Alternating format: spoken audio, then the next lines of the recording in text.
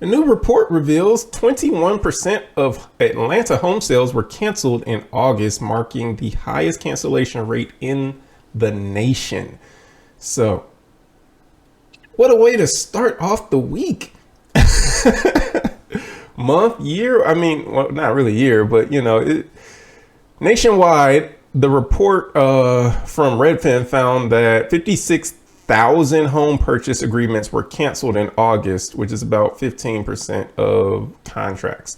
So that is just a huge number. And that's the nationwide number. So nationwide, about 15% canceled. But in Atlanta, us overachievers down here, we kicked it up to 21%. No, Crazy. are you feeling some of that a little bit, maybe, in your business? Yeah, especially since this has been the year of listings for your girl. I've had one buyer close all year long. I just recently had two buyers that were approved, and one of them said that he wanted to take a break, and the other one has been dragging her feet like she has on lead shoes. She just taking her precious time. So, this has just been the year of listings for me. And so, absolutely, yes, I have, in addition to already taking longer to go under contract on average this year with the interest rates and the market, once you do finally get a contract, I mean, my last listing that I closed, we had 4 contracts before we finally landed on the fifth one and closed out that fifth one. So all of them canceled. But I do like how this article, it's talking about this real estate agent with over 20 years of experience by the name of Maya Sly. I mean, just oh my goodness. But she was saying, that more experienced agents and better upfront disclosures could help mitigate, the home cancellations. And at first I was like, well, of course you would say more experienced agents because she has 20 years of experience, but then I got to thinking about it. I thought about one of my contracts that canceled and why it canceled one time. So, the hot water heater was in vacation mode, and the HVAC just needed like more Freon. And this was discovered during the buyer's inspection. And so, like, literally, that's all that it was. The water heater needed to be switched back, and the HVAC just needed to be recharged, right? We get a amendment to address concerns after inspection asking for a brand new water heater and a brand new HVAC. Of course. The deal is off. Of course. Why not? No, this is it. There wasn't no kind of negotiation. No, I said what? The lost art of negotiation. It really is a loss. Like, y'all ain't gonna ask maybe for a credit, or can we meet halfway, or can we get it repaired and then send you an invoice? Like, you want to pay it? You want no middle ground. Just replace it or nothing at all. So Yeah. it was awful, Frederick. Yeah. I can say I've had a number of buyers myself that have gotten under contract, and I'm doing the financing side of things, and so we're doing our thing, working through the files, and then I get a call, and it's like, oh yeah, you know what? We're gonna cancel this contract. Oh, what's going on? It's some stuff going on with the property. It's never anything like hugely major, but it'll be like, yeah, it needs some TLC. It needs paint. Paint? can't bridge too far, I guess. It's like house needs paint, or stove ain't working, or something. I'm like, oh my goodness. You do realize that after you own this thing, at some point, something's gonna go wrong.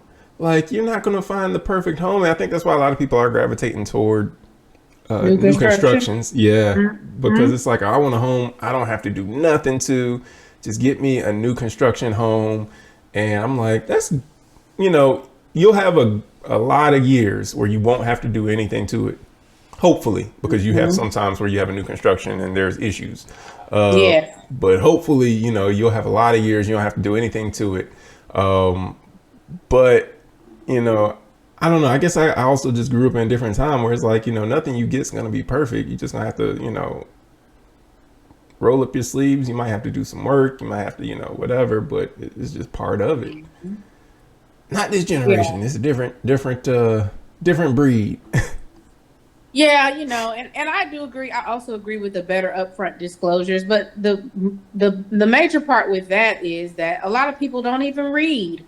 Like you could literally say there's a leak in the basement, and they're like, and they just sign it, and send it back. Don't ask you about the leak or nothing. Don't send you an amendment to address concern. There's a bucket literally up under it catching the leak, and you just sign your name on the dotted line and just send it back in. So the disclosures, whether they're upfront or not, most people don't read it. They don't. I didn't even get questions asked about it, and it was like, yeah, there's a leak in the basement. Ooh. No questions asked about it. But So I will say I did recently close out a purchase for a home, and the drywall in the basement was missing on like the bottom, the bottom like 6 to 8 inches of drywall from the they had floor a up. leak somewhere. It just had been cut all around. It's like just all around. It was like just cut all around the basement. I'm like, nothing says there's been a flood in here. Like the bottom. Boy, I tell you, it's like the houses that you wouldn't think that people would buy are the ones they buy. And then the Yeah. ones that just need paint, like you said, those are the ones that are getting canceled. And it's hurtful. Because the house, that I was trying to sell that I had 4 canceled contracts on was a great house. It's just that every time we would get ready to do an inspection, that HVAC would go out. I was like, you know what? No, but I mean, that wasn't the people will cancel. What were some of the reasons they canceled? The main reason was they couldn't, the HOA had rental restrictions. And 3 out of those 5 buyers wanted to have the option of using it as a rental. And so, they found this out during due diligence. One of them didn't find it out during due diligence, even though I clearly told them 48 hours after we went under contract, because the buyer's agent asked, and then asked again a week before we were supposed to close. And they were like, oh, well, we can't purchase it. So we got the earnest money and everything. But that was, we were so close and had been under contract with them for so long. So, but I guess I would say that a lot of people don't want to, because they say date the rate and marry the house or something like that. But Yeah.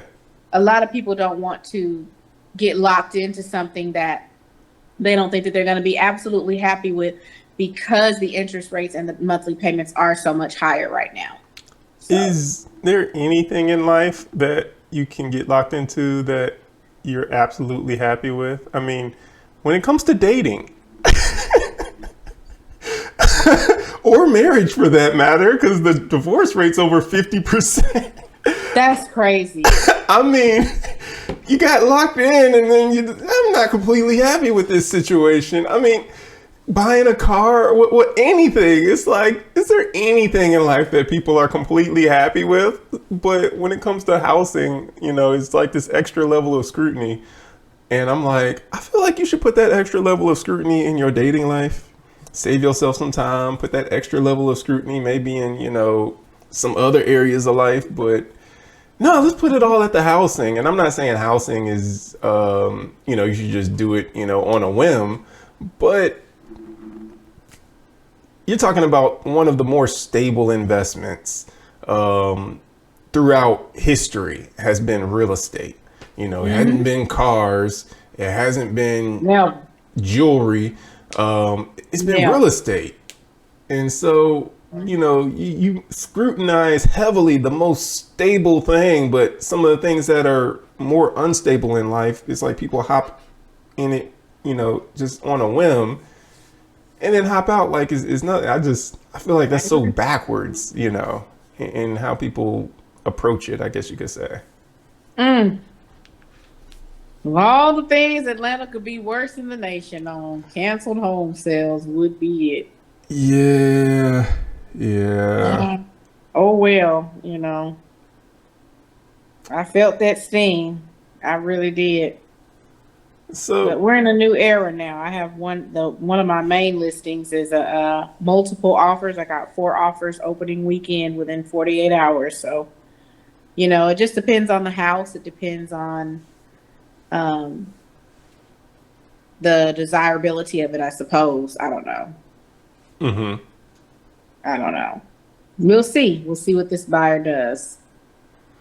yeah, I mean, it's a lot of uncertainty, and I'm not going to dig too much into this one, but I guess to just add to it a little bit with the government shutdown, because we spoke about that, what, 2 weeks ago, somewhere around there. Hmm.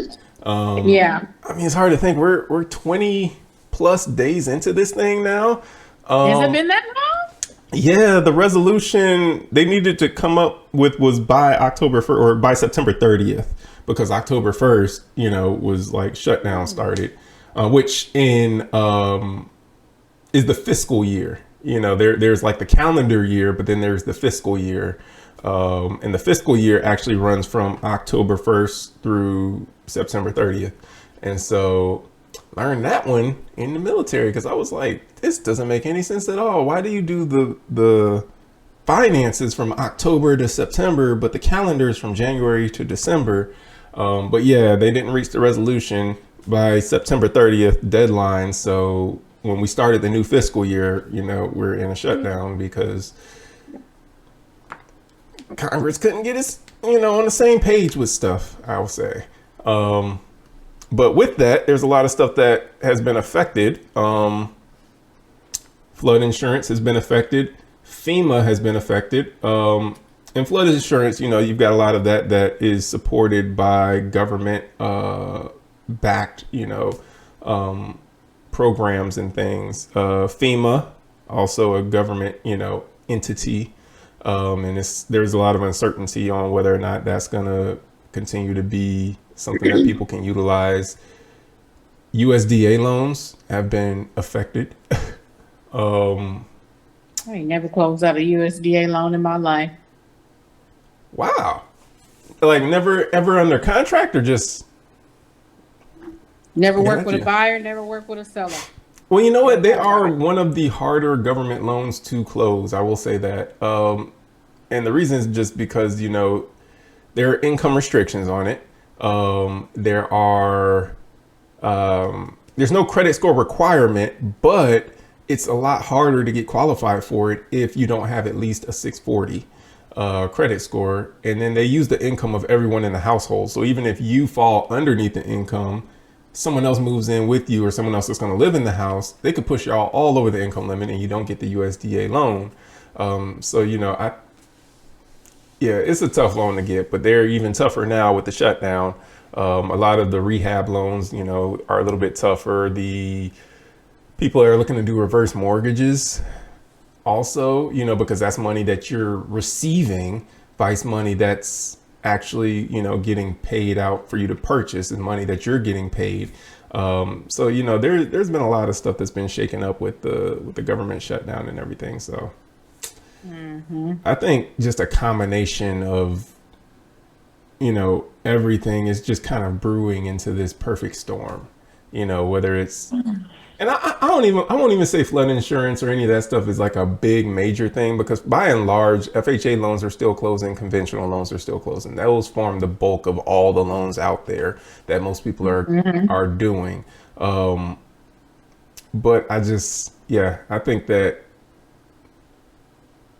I don't know. I think real estate's just not in the best place, and I think when we get on the other side of it, I think it's gonna look different. I think we're becoming more of a renter nation. I know I've said that a couple times before, but yeah, I think we're becoming more of a renter nation. I think ownership has been pushed further and further to the back burner, or it's just become further and further out of reach for people who would like to own it, but they just don't make enough money to. Mm.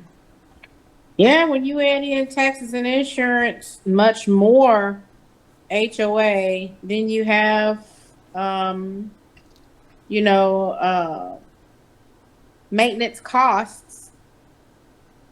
It really, it's not just the house. If it was just the house that people had to pay for, Mm-hmm. I think it would be a lot more easier. But it's not. It never is. It never has been. And with so many Americans now living paycheck to paycheck, and this is something that you and I were talking about before we actually started recording, but Mm-hmm. with you and I both being millennials, the money is like the pay is just about the same, but the cost of living is not than what our parents were. I hadn't been on a real vacation since 2017. Yeah. The next vacation was planned for 2020, but it got canceled because of COVID. Mm-hmm. And since then, I just have been working and working and working and feel like I can't take a break for even a small second, or else, I may not be able to. I feel like there's just not that stability. I wouldn't have that stability. I wouldn't feel like I have the stability. Mm-hmm. And so it's, I think it, and then like I was saying, Gen Z, they're going to have it even harder than we do. They're going to have to work even harder. Yes, they want to purchase houses and they are purchasing houses, but their first time home purchase, the square footage, the kind of house it is, nothing like our parents, nothing like even what I had. It was Mm-hmm. decent, but it was still, nearly triple as much as what my parents paid for theirs, and it was the same size basically. Mm-hmm. You know what I'm saying? So now you can't get a first time. They market to first time home buyers under 300,000. But, just 8 years ago, they were marketing to first time home buyers, and it was right around you could get a brand new home for 160, 170. Mm-hmm. Not like that anymore. Like, things have doubled at this point. So, But salaries haven't. no, cost of living has doubled. Salaries have masterfully managed to stay the same. Yeah. So, we'll see it. If you think about it too much, I feel like you may start getting a little apprehensive or anxious, and we don't want to do that. We want to be careful and worried about nothing, careful for nothing. But, we still have to be like the ant. He works all summer, and he doesn't just work to work. He works and he saves up. Then when the winter comes, which this is a winter season, I feel, but it's not the worst of it. So it's not too late to still start. So it's going to get worse? Storing up. It's going to get worse? Oh my gosh. Think it's going to get worse? Oh, man. So you've been reading ahead in Revelation. You've seen what happens at the end of the book. Yeah, this isn't even the tip of the iceberg. I'm telling you, when God comes back, every single Christian is going to be ready for him to come. Every single believer is going to be ready for him to come back. This last year that we had in September, when Jesus was supposed to be coming back on September the 23rd or the 24th, depending on what time zone you were in, said Prophet Joshua. Then it's like Santa Claus passing over. Well, depending on what side of the meridian, anti-meridian, or whatever you was living on. I was like, you know what? They should have known right then that he didn't know what he was talking about. But He's coming there were still some people that was like, well, I'm not ready. And then a lot of people were like, well, I'm ready. Come, Lord Jesus, come. It ain't gonna be like that. The people that's getting left behind are going to be probably wanting to also be taken. That's how bad it's gonna be when that end time comes. So this right here is a walk. This is still a cakewalk to me. It's a walk in the park.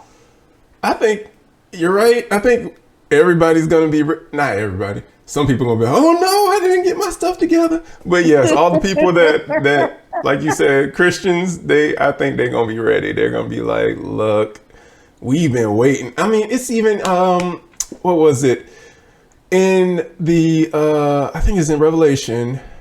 And I misquoted another scripture during the previous episode or whatever. It was Second Timothy that I had quoted something in. I forget what it was, but it was the wrong book because I looked it up this morning. But in any case, it's in Revelation. All right. It's in the Bible. Okay. We'll go a little bit broader.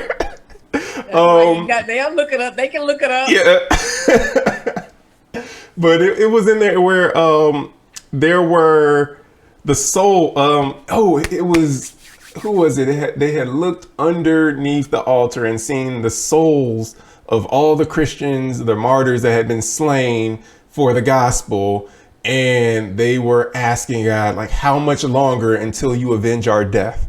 And he said, just a little while longer until, the time has come, which in that scenario or example, the time was going to be, until the number of people has been killed as you have, for the gospel, until that number had been reached and everything. And so I say that because it's like, when you're like, yeah, the Christians are going to be ready for it. It's like, yeah, because even then they were like, how much longer? How much longer? It seems to be taking forever. And I mean, like you said, you feel like this is a cakewalk right now. I think that as hard as it may seem right now, if you were to go to a different country, there are some people who have it way, way worse. Some people who are struggling way, way more to just get the basics that they need. And even when you speak about being a Christian, you can do that here without being, persecuted or killed for your faith or whatever. Right. A lot of places you can't do that. You feel for your life. There's underground churches in some areas where, you gotta hide if you want to live. So yeah, I do think we're on the, it's hard to say the easier side of things, but yeah, I feel like we're just on the easier side. You ain't seen nothing yet. You ain't But seen nothing. So question then, in knowing how, since you've read the end of the book, would you want to be here when the skies open and all that's going to transpire afterwards happens, the beast that, and everything else? Would you want to be alive for that? The only reason I want to be alive is because only to see the actual sky open, because one of the things that has fascinated me most about it is that everyone everywhere in the world at the same time is supposed to see this phenomenon happen. They're supposed to see, the Lord Jesus come back. The saints will, literally be taken up and all of that. Like, I would want to see that. That would be the only reason why I would want to be alive. But to be left behind, absolutely not. So you mean some people aren't going to see it on the 23rd and the others on the 24th? Like, well, if it's at 12 a.m. versus 11:59, I just, like, Santa Claus starts in the east and makes his way across. God is omnipresent. I'm pretty sure he can show it to everybody at the same time. Yep, he does not need, the dates to be. Oh man, that's just and we haven't heard nothing else from that pastor, that the one that I don't know if he was a pastor or not, but he was a very famous, and he's infamous now, pastor. But they should have just known, when he said that Jesus told me he's coming back on the 23rd or the 24th. So when the 23rd passed, they did a Zoom, all night Zoom on the 24th. And they finally got off at about 1 a.m. on the 25th. They were like, well, all right, getting kind of sleepy. Oh, that's not funny. I'm sorry. But no man knows the day or the hour. The purpose is just to be ready, to get your house in order, to prepare. That part, get your house in order. If you ain't got no house, that's why you should buy real estate. Get a house in order that you will have somewhere to hide out if you get left behind, because you don't want to be, You talking about looting and rioting and can't even cook in your house because folk are gonna be smelling the food and trying to break windows and get in because it's gonna be. Listen, I don't want to be left behind. Y'all look up that. Y'all look I up that was song. I had this thought literally earlier today or yesterday, but I was like, you know what? It'd be nice to own more land and have a farm. No, it's not everybody's thing, but at its base, that's what everybody, you need food to live. And get this, food grows on trees. It's like when you're growing up, remember your parents used to be like, oh, money don't grow on trees. You know, you need to treat your stuff better and you need to do, it's like, yeah, but food actually grows on trees. It's like, And you can sell food, and which you can, then becomes yeah. And so I was, money does grow on trees. but the thought that I had was like, ooh, but what happens if stuff gets bad enough to the point to where people are going hungry because, you know, it says, you know, people are going to work all day just to eat. And Mm-hmm. it's like, what happens when things get so bad, people are going hungry and all this other stuff. I was like, and then people just break on your farm and just start stealing your fruit off the trees and start, because that'd be the easiest thing to just walk on somebody's land and just take stuff. Mm-hmm. I mean, you can build up high walls and everything, but they make ladders. People, where there's a will, there's a way. There's nothing that's going to be 100% completely safe. Oh, and if Um, people are hungry, there's definitely a will. hmm I don't even want to think about it. I don't want to leave before my time, but I do know that the Bible says that the righteous are spared from hard times, like God takes them sooner than he will some of the other people. Because it always seems like the meanest people are the ones that live the longest. And the sweetest people is like it's like they're gone too soon. But the Bible says that the Lord takes them to spare them from the evil that is to come. So, Like Vodi Bakum. hmm, I say like Vodi Bakum. I don't know if you listen to him. So he was a Christian apologist. Um, my goodness, I learned about Vodi about 8 or 9 years ago from a guy that I used to go to Bible study with. Amazing preacher. Probably he's delivered. I need to send it to you too. He's delivered the best teaching on why you should believe the Bible out of anyone that I've ever heard, any teaching I've ever heard on it. He gives this, it's about an hour long presentation. He goes through like why I choose to believe the Bible. And he just points out this really like rock solid case for the Bible. But I mean, he's delivered a lot of other great, teachings and messages as well too. But he passed away about 3 weeks ago. I want to say about 2 or 3 weeks oh, ago. Yeah, just I guess some health complications. He passed away out 2 or 3 weeks ago. He was like 55 years old. He had 9 kids, and mm. yeah, so he's I feel leaving. like I remember you, telling me about him before. Mm-hmm. Okay, it's kind of jogging my memory.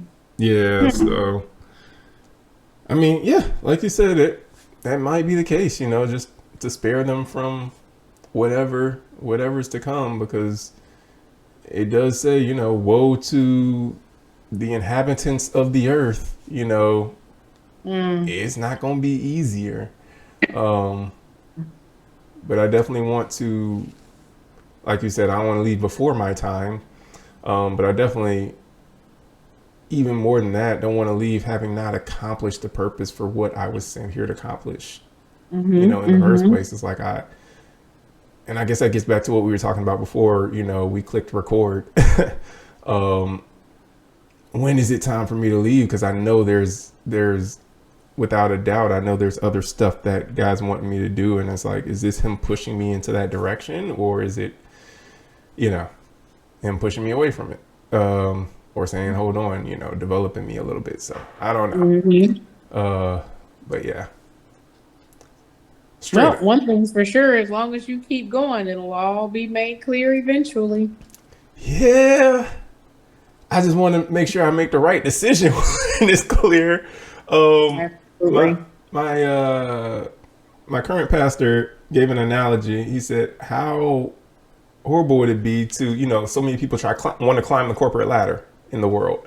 It's like, okay, yeah, you want Hmm. to climb the corporate ladder and everything, but how horrible or sad would it be? You spend your whole life climbing this corporate ladder, you build this ladder, you prop it up against this building, and you spend your whole life climbing up to the top of that ladder only to get Hmm. up there and realize that you had your ladder propped up against the wrong building for the whole time. It's like you should have been building that thing over there. You Wow. should have been climbing that thing over there, but you spent your whole life climbing this ladder, and it's like you get to the top and then you look over and it's like, that's where I should have been. I should have been climbing that ladder over there. I should have been doing that thing, but I've just spent 60 years of my life, 50 years, however, old you are when you realize it, doing this thing that you realize doesn't even amount to anything. Um, Mm. so yeah, Food for thought. yeah. Wow. So that's that's where I'm at. I enjoy what I do. I enjoy educating people. I enjoy helping because I mean I truly, truly, truly, truly believe in ownership. I truly believe in the value and the wealth and everything that real estate can be to help people grow and everything. So when I see stuff like what we started with, a lot of people just canceling contracts and it being over stuff, some of it's legit stuff, that people are canceling over, but then there's other stuff that's like, more nitpicky than, serious concerns about stuff. So, I mean, I see stuff like that and it's like, okay, home ownership is declining in the country. It's not increasing. Mm-mm. And I think that that's setting up things for the few to own the many. Um, the few people to own the many homes, the many apartments, the many whatever that's out there is going to be a few people because it's already like most of the wealth is held by like the top, what, 10% of people in the world or Hmm. whatever it is. It's Yeah. like that own most of the wealth out there. So, yeah. Um, Hmm. I'll keep shouting it from the hilltops until God tells me to shout a different tune. Well, I guess that's it for today. Hmm. Alrighty. Well, Greatest asset community. yep. Get you some. I was just about to say the same thing. And then tune in on Fridays as well. And Tuesdays for Home Finance Hacks, 7 p.m. Eastern Time. Be coming live with the broadcast. And make sure you're there live because I don't really post all of those episodes. I'm really, really like trying to push people showing up live on Tuesdays. So that's really the only way you can catch most of those. Every now and then I'll post a couple of them. But yeah, make sure you show up there on live. And then every Friday, dropping another episode of Greatest Asset Community Podcast. Till next time, take care. Be blessed. See you next week. Bye.